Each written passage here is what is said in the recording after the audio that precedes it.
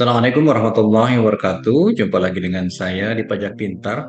Teman-teman sekalian, ini ada aturan lagi terkait dengan pupuk. Ya, pupuk kaitannya dengan pertanian tentunya ya. Jadi pupuk itu ada bagian yang disubsidi oleh pemerintah dan ada bagian yang tidak disubsidi oleh pemerintah. Bagaimana pengaturannya? Mari kita ikuti. Nah ini teman-teman sekalian, ini adalah PMK 66 tahun 2022 tentang nilai lain sebagai dasar pengenaan pajak atau DPP atas penyerahan pupuk bersubsidi untuk sektor pertanian. Ya, jadi PMK ini khusus untuk pupuk ya. Kemarin-kemarin kita sudah bicara tentang tembakau, tentang kendaraan bekas, tentang LPG ya. Kali ini kita tentang pupuk. Baik, selanjutnya. Nah, ini latar belakang ya, sama dengan PMK-PMK sebelumnya. Intinya PMK yang baru ini adalah mengacu ke Undang-Undang HPP karena di situ ada pengaturan baru terkait dengan penyesuaian tarif PPN dari 10% menjadi 11% ya. Dan di situ di Undang-Undang HPP mulai diperkenalkan istilah-istilah baru di situ ya, ada besaran tertentu dan lain sebagainya. Baik, selanjutnya. Nah, ini skemanya, teman-teman sekalian ya, pokok-pokok pengaturan di PMK 66 terkait dengan penyerahan pupuk, ya gampangnya mah pupuk gitu ya. Baik, objeknya adalah pupuk bersubsidi. Ingat ya, kalau tidak bersubsidi di luar mekanisme ini ya, ini hanya pupuk yang bersubsidi. Taunya di mana Pak pupuk itu bersubsidi atau tidak? Di situ ada keterangannya, di situ ada ketentuannya yang ditetapkan oleh Kementerian Perdagangan. Ya, nanti dia kerjasama dengan Kementerian Pertanian bahwa hanya pupuk-pupuk tertentu saja yang disubsidi oleh pemerintah. Ya, di luar ini, di luar pupuk yang bersubsidi itu berlaku mekanisme normal. Baik ya. Jadi teman-teman, untuk pupuk bersubsidi itu ada dua harga ya. Ada bagian harga yang disubsidi oleh pemerintah, ada bagian harga yang tidak disubsidi oleh pemerintah ya. Begitu juga dengan PPN-nya ya. Jadi PPN-nya ada yang disubsidi oleh pemerintah dan ada yang tidak disubsidi oleh pemerintah ya. Kemudian DPP-nya ngitungnya gimana Pak? Ya ini rumusnya ya teman-teman ya. Jadi 100/100 ditambah T. Nah, T-nya itu tarif PPN berlaku ya teman-teman ya. Untuk sekarang 11%, nanti ke depan akan disesuaikan kembali menjadi 12% ya sebelum tahun 2025 ya. Jadi yang berlaku sekarang adalah 100 atau dibagi 100 ditambah T, T-nya adalah 11, jadi 100/111 dikalikan pembayaran subsidi. Ya. Oh, kemudian yang di bawah yang tidak disubsidi adalah 100 atau dibagi 100 ditambah 11, 111 dikali harga eceran tertinggi HET. Ya, kemudian tarif PP-nya di sini sudah disebutkan 11%.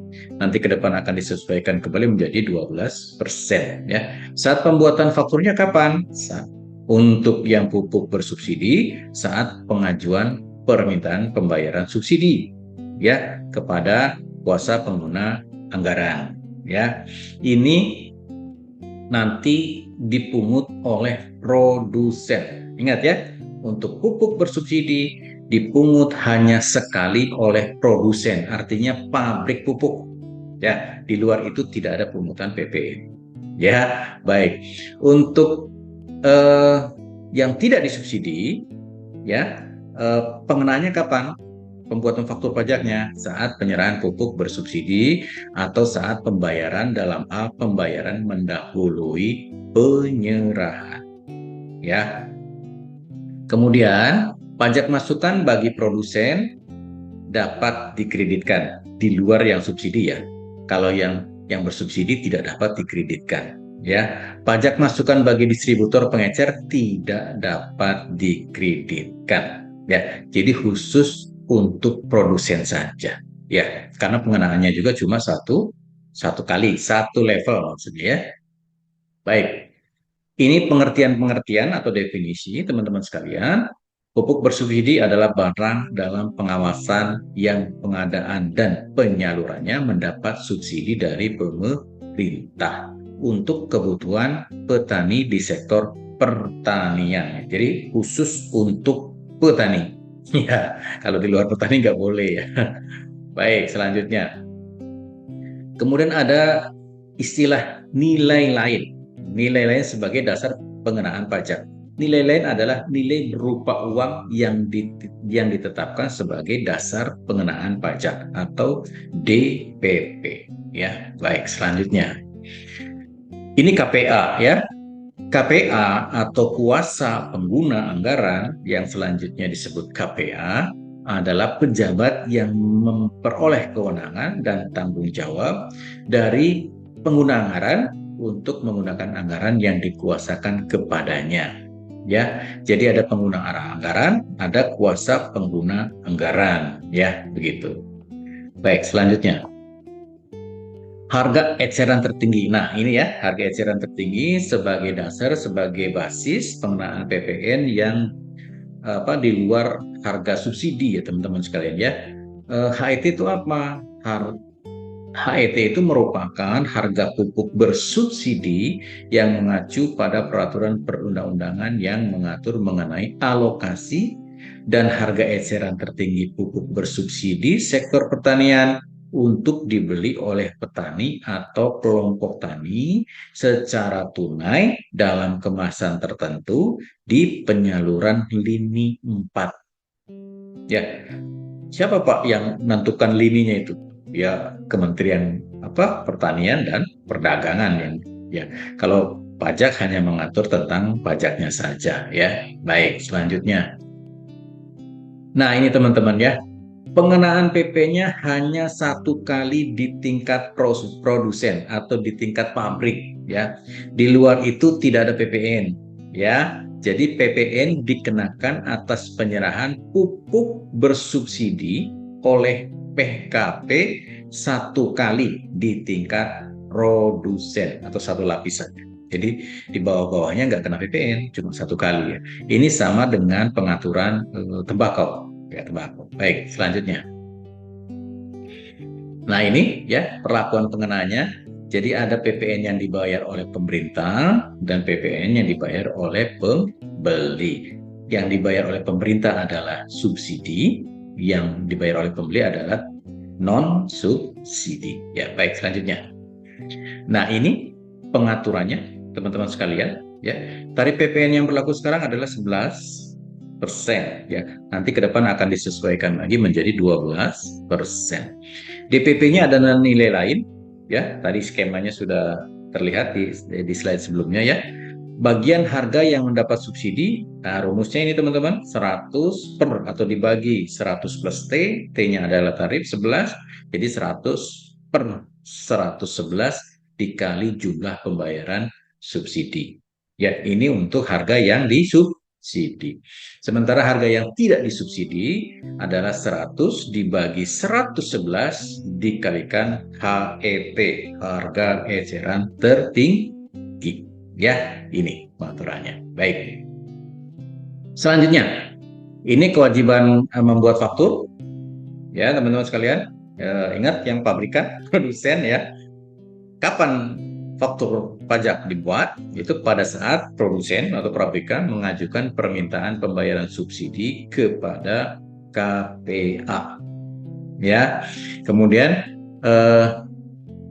pada saat produsen menyerahkan pupuk subsidi ke distributor, ya, itu dibuatkan faktur pajak juga. Jadi ada dua faktur pajak, teman-teman ya.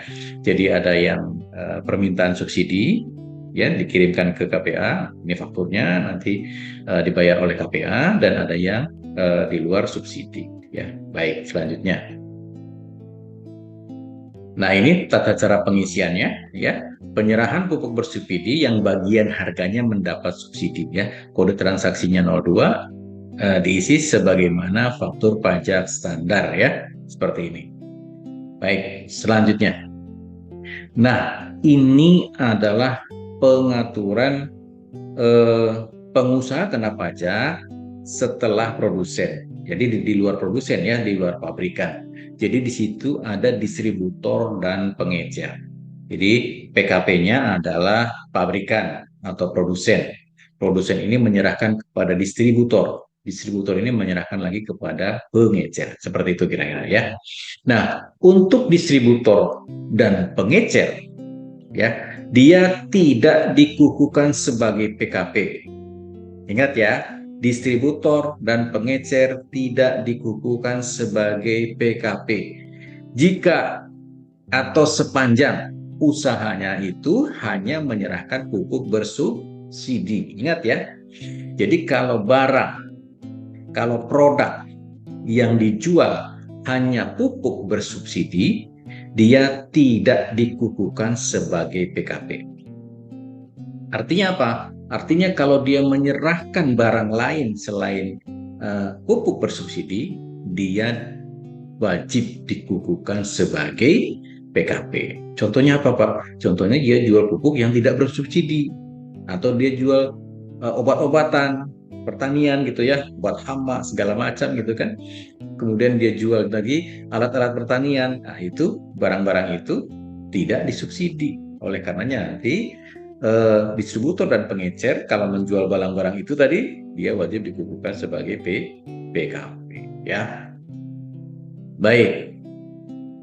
Kemudian perlakuannya kayak gimana, Pak? Yang barang-barang yang tidak disubsidi itu, ya. Kalau yang disubsidi kan jelas ya, nanti tidak dipungut karena dia sudah dipungut cuma satu kali di tingkat produsen. Nah, kalau dia menjual barang lain, ya, selain pupuk bersubsidi, dia dikenakan tarif PPN biasa yang 11% ya. Kalau dia PKP tentunya. Ya, siapa Pak PKP? Sekali lagi, kalau PKP yang wajib adalah kalau peredaran usahanya melebihi batas pengusaha kecil yaitu 4,8 miliar. Kalau peredaran usahanya di bawah 4,8 miliar, dia boleh memilih ya. Dia dikukuhkan sebagai PKP boleh, tidak pun tidak apa-apa. Begitu ya. Baik, selanjutnya. Nah, ini terkait dengan pengkreditan pajak masukan. Ya, pajak masukan atas perolehan BKP dan atau JKP ya, sehubungan dengan penyerahan pupuk bersubsidi oleh produsen, ingat ya, produsen atau pabrikan itu dapat dikreditkan. Ya, hanya oleh pabrikan atau produsen ya, boleh dikreditkan.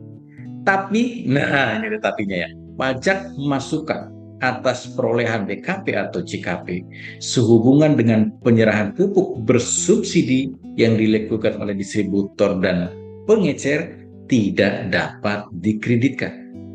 Ya, karena apa?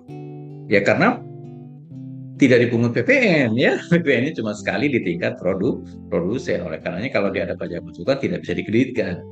Kecuali pajak masukannya atas pembelian barang-barang lain di luar pupuk bersubsidi. Seperti itu ya.